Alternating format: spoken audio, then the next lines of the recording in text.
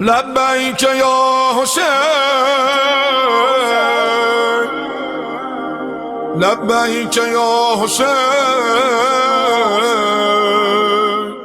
درود شریف۔ اللہم صلی علی سیدنا محمد وعلی آل سیدنا مولانا محمد وبارک وسلم علیہ۔ نحمده ونصلی ونسلم علی رسولہ الکریم، اما بعد فاعوذ باللہ من الشیطان الرجیم، بسم اللہ الرحمن الرحیم۔ والنجم اذا ہوا، صدق اللہ العظیم۔ ان اللہ وملائکتہ یصلون علی النبی یا ایہا الذین آمنوا صلوا علیہ وسلموا تسلیما۔ اللہم صلی علی سیدنا ومولانا محمد وعلی آل سیدنا ومولانا محمد وبارک وسلم علیہ۔ قبلہ مولانا عبداللہ رضوانی صاحب اور دیگر عشاقان رسول اور عشاقان اہل بیت رسول، السلام علیکم ورحمۃ اللہ وبرکاتہ۔ آج کی یہ جو محفل پاک ہے وہ سرکار دو عالم صلی اللہ علیہ وآلہ وسلم کے میلاد مبارک کے سلسلہ میں ہے۔ ہم سال میں ایک مرتبہ شاید میلاد مناتے ہیں، ایسی بات ہے نا؟ کیا ہمیں سال میں ایک مرتبہ میلاد منانا چاہیے؟ سوچنے کی بات ہے۔ دوسری بات یہ ہے کہ ہم نبی پاک صلی اللہ علیہ وآلہ وسلم کا میلاد کیوں مناتے ہیں؟ ان ساری باتوں کو ایک لفظ نجم کے اندر اللہ پاک نے پرو کر کے رکھ دیا ہے۔ ایک معروف معنی ہوتا ہے کسی بھی آیت کا، میں تھوڑے سلیس سے الفاظ کے اندر اس بات کو بیان کروں گا۔ ایک معروف معنی ہوتا ہے، عام معنی ہوتا ہے جس کو ہر کوئی سمجھ لیتا ہے، اور ایک وہ معنی ہوتا ہے جو ایمان اور دل کی گہرائیوں سے نکلتا ہے، جس کے اندر رموز بھی ہوتے ہیں اور اسرار بھی ہوتے ہیں۔ والنجم کا عام طور پر اور معروف معنی جو ہم کرتے ہیں وہ کرتے ہیں کہ روشن ستارہ، والنجم، اور قسم ہے روشن ستارہ کی، اذا ہوا، جب وہ نیچے اترا۔ یہ سورہ نجم کی 27ویں پارہ کا جو سورت آتی ہے سورہ نجم، یہ اس کی پہلی آیت ہے۔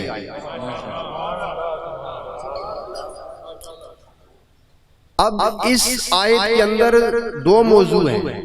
والنجم میں میلاد کا ذکر آتا ہے، اور ہوا میں معراج النبی صلی اللہ علیہ وآلہ وسلم کا ذکر آتا ہے۔ ماشاءاللہ۔ لیکن چونکہ یہ محفل میلاد کی ہے تو میں صرف لفظ نجم کے اوپر بات کروں گا کہ یہ اللہ پاک نے لفظ نجم فرمایا ہے، ہم نے اس کا ایک معنی کر دیا ہے کہ قسم ہے روشن ستارے کی۔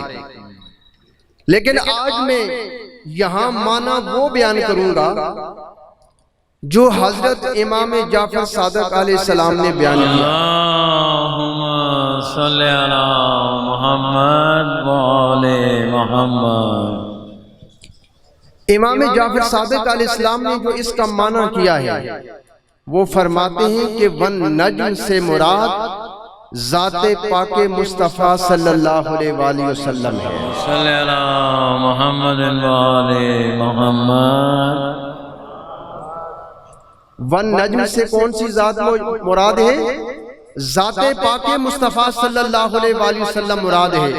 اس لیے جب ذات پاک مصطفیٰ اس سے مراد ہے تو پھر معنی کیا ہوا؟ والنجم، اور مجھے قسم ہے اے مصطفیٰ صلی اللہ علیہ وآلہ وسلم تیری ذات کی۔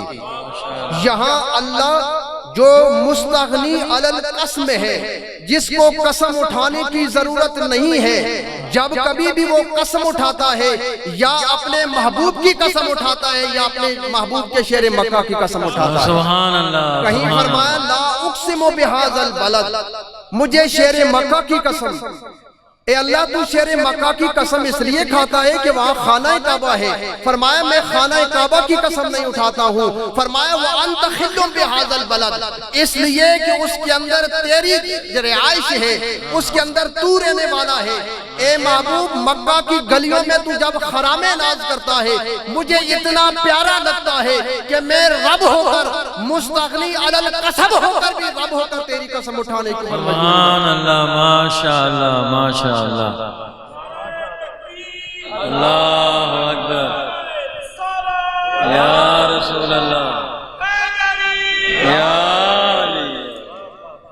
اب یہ جو میں نے معنی بیان کیا ہے حضرت امام جعفر صادق رضی اللہ تعالی عنہ کا، تو یہ معنی امام قرطبی نے اپنی تفسیر کے اندر بھی بیان کیا ہے، امام بغوی نے اپنی تفسیر کے اندر بھی بیان کیا ہے، علامہ آلوسی رحمت اللہ علیہ نے بھی بیان کیا ہے، اور قاضی ثناء اللہ پانی پتی رحمت اللہ علیہ نے اپنی تفسیر مظہری کے اندر بھی اس معنی کو بیان کیا ہے.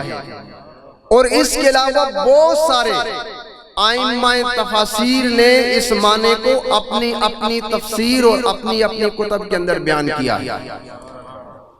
اب صرف اس لفظ نجم کو سمجھنے کی ضرورت ہے کہ یہ جو اللہ پاک نے اپنے محبوب کو ستارہ کہا ہے، ہم بھی پیار کے ساتھ اپنے بچوں کو کہتے ہیں یہ میری آنکھ کا تارا ہے. ایک عرفی معنی ہے نا، ہم اپنے بچوں کو کیا کہتے ہیں؟ یہ میری آنکھ کا تارا ہے. کیوں کہتے ہیں؟ اس لیے کہ اس بچے کے ساتھ ہمیں محبت ہوتی ہے، تو اللہ کو بھی اپنے محبوب کے ساتھ محبت ہے. سبحان اللہ ماشاءاللہ ماشاءاللہ. اب جب ہم لغت کی کتابوں کو اٹھاتے ہیں، آپ المنجد کو اٹھائیں، اب قاموس کو اٹھائیں، آپ لسان العرب ابن منظور کی کتاب کو اٹھائیں اور والنجم کا معنی وہاں پر دیکھیں. میں یہاں صرف اور صرف نجم کے صرف 4 معنی آپ حضرات کے سامنے عرض کروں گا اور پھر آپ لوگوں سے اجازت لوں. نجم کا ایک معنی جو مفسرین نے بیان کیا ہے وہ فرماتے ہیں اس نجم سے مراد جڑ ہے.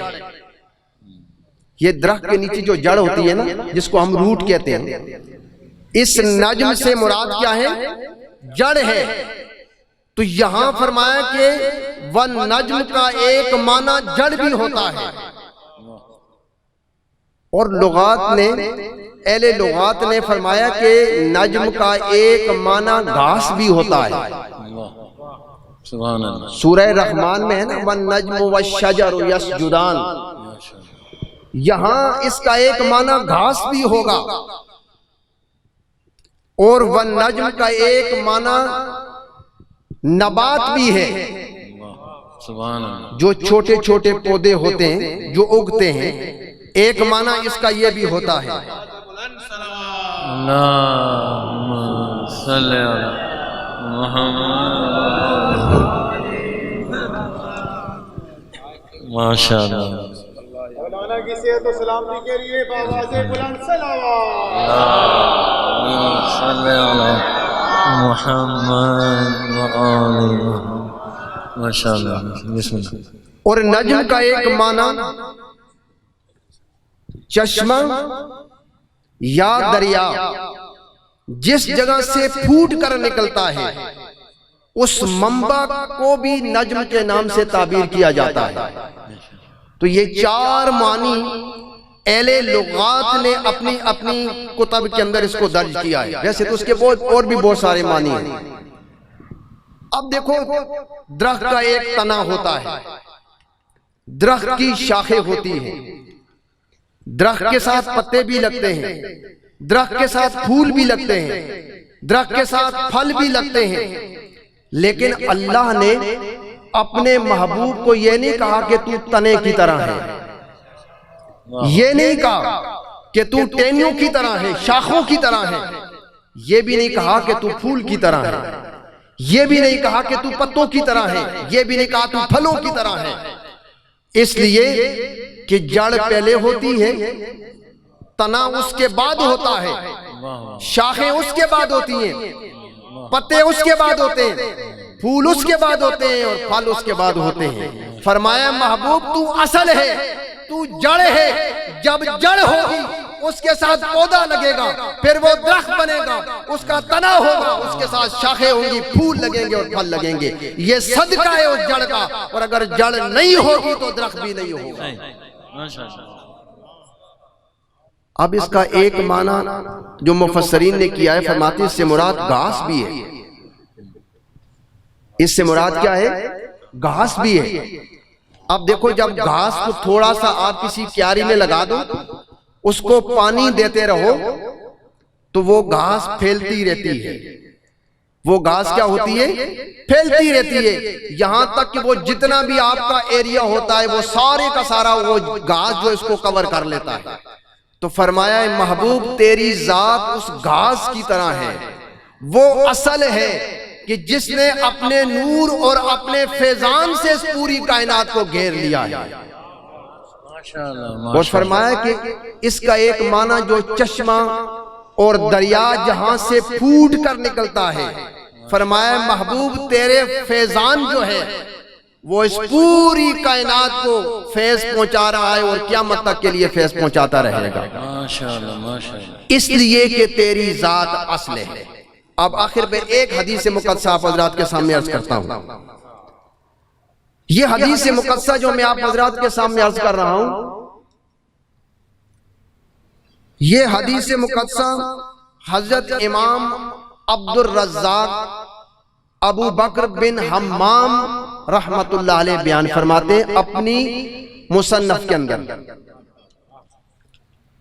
اور یہ جو حدیث پاک ہے اس کو بہت سارے ائمہ نے اپنی اپنی کتب کے اندر تحریر کیا ہے، یہاں تک کہ شاہ عبدالحق محدث دہلوی نے مدارج النبوت کے اندر بھی اس کو لیا ہے، مکتوبات کے اندر امام ربانی نے بھی اس کو لیا ہے، اور اس کے علاوہ نشر الطیب میں مولانا اشرف علی تھانوی صاحب نے بھی اس کو لیا ہے، دلائل النبوت کے اندر بھی یہ حدیث پاک انہوں نے بھی اس کو روایت کیا ہے۔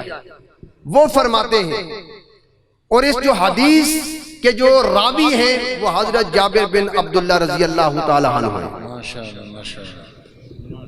اب یہ جتنی باتیں میں نے بتائی ہیں اس حدیث کے اندر جب آپ یہ سنیں گے تو آپ سمجھ جائیں گے۔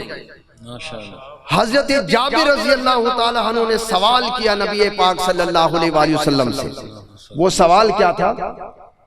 انہوں نے سوال کیا کہ یا رسول اللہ صلی اللہ علیہ وآلہ وسلم سب سے پہلے اللہ پاک نے کس چیز کو پیدا کیا؟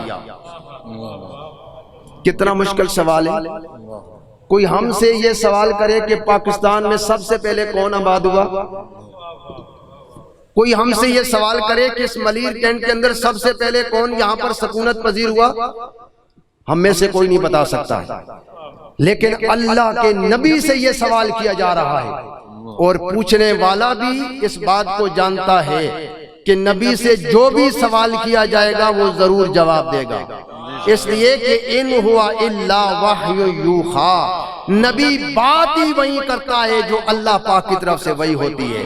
گویا کہ رب زبان سے پاک ہے، رب ہر چیز سے پاک ہے، رب جب بھی بولتا ہے تو زبان مصطفیٰ سے بولتا ہے۔ ماشاءاللہ۔ ظاہری طور پر یہ سوال نبی پاک صلی اللہ علیہ وآلہ وسلم سے کیا جا رہا تھا، لیکن حقیقتاً یہ سوال اللہ پاک سے کیا جا رہا ہے۔ اب نبی پاک صلی اللہ علیہ وآلہ وسلم نے کیا جواب دیا؟ یہ تو نہیں کہا کہ جابر مجھے کیا معلوم ہے، میں تو عیسیٰ علیہ السلام کے بھی 570 سال کے بعد اس دنیا میں آیا ہوں۔ نہیں، میرے نبی نے کہا کہ جابر سن، سب سے پہلے اللہ پاک نے تیرے نبی کے نور کو پیدا کیا۔ ماشاءاللہ ماشاءاللہ ماشاءاللہ۔ سب سے پہلے اللہ پاک نے تیرے نبی کے نور کو پیدا کیا۔ اب اس سے پہلے ایک میری بات کو غور سے سمجھ لیں، دیکھیں جب کبھی بھی ہم ولادت مصطفیٰ کو بیان کرتے ہیں، نبی پاک صلی اللہ علیہ وآلہ وسلم کی میلاد کو بیان کرتے ہیں، تو آپ کی میلاد کی 3 حیثیتیں آپ کے سامنے ہونی چاہیے۔ ایک خلقت محمدی، یہ خلقت عدم سے وجود کے لیے ہوتا ہے، کیا بات، اور ایک ولادت محمدی ماشاء اللہ، جو آپ آمنہ کے پیٹ سے باہر تشریف لائے، اور ایک بعثت محمدی صلی اللہ علیہ وآلہ وسلم جب لوگوں کے سامنے آپ نے یہ اعلان کیا لوگوں میں اللہ کا رسول ہوں۔ ماشاء اللہ، سبحان اللہ، یہاں خلقت محمدی صلی اللہ علیہ وآلہ وسلم کی بات ہو رہی ہے۔ اس نور سے سوال کیا جا رہا ہے کہ جو اس پوری کائنات کو بننے سے قبل ہزاروں سال پہلے پیدا کیا گیا ماشاء تھا۔ اللہ، ماشاء اللہ، سبحان اللہ، سبحان اللہ، اب کہا اے جابر سب سے پہلے اللہ پاک نے تیرے نبی کے نور کو پیدا کیا، ماشاء اللہ، سبحان اللہ، اور پھر فرمایا کب سے آپ نبی ہیں؟ جامع ترمذی کے اندر ایک حدیث پاک آتی ہے، کب سے نبی ہیں آپ؟ فرمایا کنت نبیًا وآدم بین الروح والجسد، کنت نبیًا وآدم بین الماء والطین، میں تو اس وقت سے نبی ہوں جب آدم روح اور جسم کی کشمکش میں تھے، میں اس وقت سے نبی ہوں جب آدم مٹی اور گارے کی صورت کے اندر تھے۔ فرمایا جب آدم کو پیدا کیا گیا، یہاں نقطے کی بات بتا رہا ہوں، اس کو سمجھنے کی ضرورت ہے، جب آدم علیہ السلام کو پیدا کیا گیا اور پھر اسی نور کو جب پشت آدم میں رکھا گیا تو پھر اللہ پاک نے فرمایا اسجدوا لآدم، ماشاء اللہ، ماشاء اللہ، اس آدم کے سامنے جھک جاؤ۔ تو جھکنے والے کون تھے؟ پاک تھے، فرشتے تھے، سارے کے سارے جھک گئے الا ابلیس، سوائے ابلیس کے۔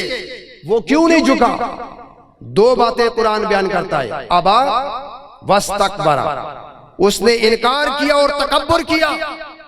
انکار کے بعد سب سے بڑی چیز اور سب سے بڑی خرابی جو انسان میں پیدا ہوتی ہے وہ تکبر ہوتا ہے، اور یہ تکبر صرف اللہ کی شان ہے۔ ماشاء اللہ، المتکبر یہ اللہ کی صفت ہے اور اللہ کا نام ہے۔ انسان کے اندر عاجزی ہے اور یہ عاجزی جو ہے وہ انسان کی صفت ہے۔ ماشاء اللہ، تو فرمایا کہ سب سے پہلے اللہ پاک نے تیرے نبی کے نور کو پیدا کیا اور پھر وہ اللہ کی عبادت میں لگا رہا۔ جب اللہ نے چاہا کہ وہ اس کائنات کو پیدا کرے، دنیا کو پیدا کرے، تو پھر اللہ پاک نے اس نور سے نور لیا اور اس نور کے چار حصے کیے۔ کتنے حصے کیے؟ چار حصے کیے۔ ایک حصے سے اللہ پاک نے قلم کو پیدا کیا، یہ قلم وہی ہے جس نے میری اور آپ کی تقدیر لکھی، یہ قلم وہی ہے جس نے قرآن، زبور، تورات اور انجیل کو لکھا، یہ وہی قلم ہے جس نے صحائف انبیاء کو لکھا، یہ قلم وہی ہے جس نے ما کان و ما یکون کو لکھا اور قیامت تک رونما ہونے والے واقعات کو لوح کے اوپر لکھ دیا۔ یہ صدقہ ہے اور فیض ہے نبی پاک صلی اللہ علیہ وآلہ وسلم کا۔ فرمایا اس ایک حصے سے اللہ پاک نے قلم کو پیدا کیا اور ایک حصے سے اللہ پاک نے لوح کو پیدا کیا، جو تمام علوم کو اپنے سینے کے اندر سموئی ہوئی ہے۔ وہ سارے کا سارا علم اس کو کہاں سے ٹرانسفر ہوا؟ سینہ مصطفیٰ سے، اس نور مصطفیٰ سے ہوا۔ ماشاءاللہ، ماشاءاللہ، اس لیے تو حدیث میں آتا ہے نا، انا مدینۃ العلم وعلی بابوہا۔ ماشاءاللہ، اللہ، یا رسول اللہ، آوازیں بلند سب مل کے نعرہ رسالت، یا رسول اللہ، یا رسول اللہ، یا علی، آوازیں بلند نعرہ صلوات۔ اللہ صلی محمد و آلہ۔ اب نور کے تیسرے حصے سے اللہ پاک نے اپنے عرش کو پیدا کیا، پھر چوتھے حصے کو مزید چار حصوں میں تقسیم کیا۔ ایک حصے سے اللہ پاک نے عرش کو اٹھانے والے فرشتوں کو پیدا کیا، دوسرے حصے سے اللہ پاک نے تمام فرشتوں کو پیدا کیا، اور تیسرے حصے سے اللہ پاک نے کرسی کو پیدا کیا۔ ماشاءاللہ، قرآن میں پڑھتے ہیں وسع کرسی السماوات والارض، اس کو پیدا کیا۔ پھر چوتھے حصے کے مزید چار حصے کیے۔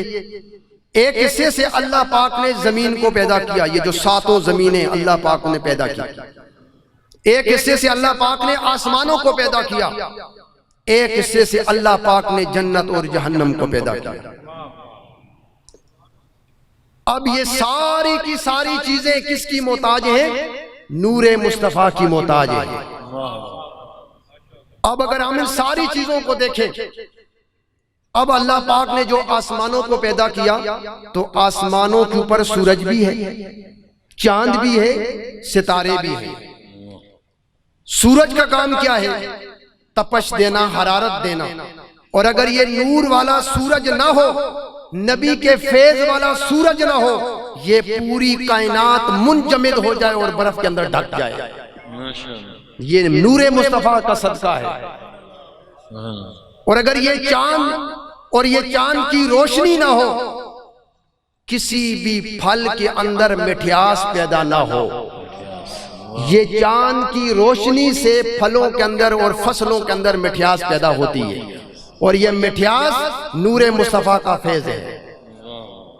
اور یہ جو رات کے وقت بینے بینے ستاروں کی ہلکی ہلکی روشنی ہوتی ہے، یہ ہلکی ہلکی روشنی پوری کائنات کو بیوٹی، خوبصورتی دے رہی ہے۔ اور اگر یہ ستاروں کی روشنی ختم کر دی جائے، دنیا کے اندر ساری کی ساری خوبصورتی ختم ہو کے رہ جائے۔ گویا اس کائنات کی خوبصورتی، اس کائنات کی حرارت اور اس کائنات کی مٹھاس یہ فیضان مصطفیٰ صلی اللہ علیہ وآلہ وسلم۔ ہم تو سال میں ایک بار نبی کا میلاد مناتے ہیں اور کہتے ہیں ہم نے تو بڑا احسان کر دیا ہے، لیکن اللہ فرماتا ہے پیارے محبوب صلی اللہ علیہ وآلہ وسلم، جب صبح ہوتی ہے میں اس میلاد والے سورج کو چڑھا دیتا ہوں، یہ سارا دن تیری میلاد مناتا ہے۔ جب شام کو غروب ہوتا ہے میں چاند کو چڑھا دیتا ہوں، ساری رات چاند اور ستارے تیرا میلاد مناتے ہیں۔ یہ کمکمیں، یہ روشنیاں، یہ ساری کی ساری جب کلوز کرے تو یہ نور مصطفیٰ کا حصہ بن جاتی ہے۔ اس لیے فرمایا والنجم، اے پیارے محمد مجھے تیری ذات کی قسم کہ تو کائنات کی اصل ہے۔ وہ کہتے ہیں نا کہ عقل والوں کے نصیبوں میں کہاں ذوق جنون، عقل والوں کے نصیبوں میں کہاں ذوق جنون، عشق والے ہیں جو ہر چیز لٹا دیتے ہیں۔ اور جو بھی مجرم میری سرکار کے دامن میں چھپے، عرش والے اسے جنت کی سزا دیتے ہیں۔ عرش والے اسے جنت کی سزا دیتے ہیں۔ اور اگر بندہ بننا ہے خدا کا تو گدا بن ان کا، بندہ بننا ہے خدا کا تو گدا بن ان کا، جو فقیروں کو شہنشاہ بنا دیتے ہیں۔